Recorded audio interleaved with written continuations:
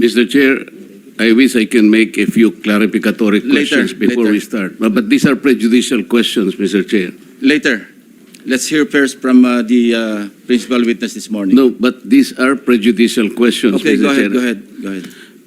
Foremost to my mind, Mr. Chair, is the integrity, the impartiality, and the objectivity of the proceedings of this committee. Mr. Chair, you were interviewed on Billionario Channel by Miss Pinky Webb. Basahin ko po, sabi niya, Senator Ping, para sa inyo, sino ba ang sabihin natin worth it or dapat na ikonsidera na state witness na ipasok man lang dito sa Witness Protection Program?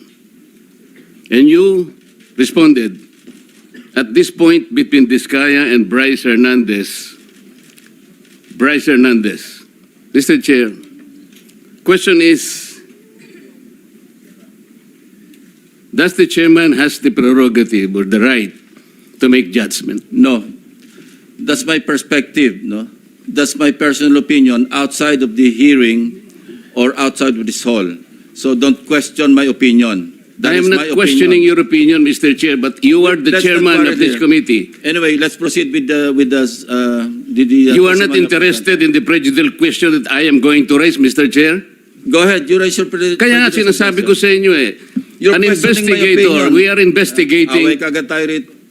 Mr. Chair, we are still Hearing is suspended. investigating.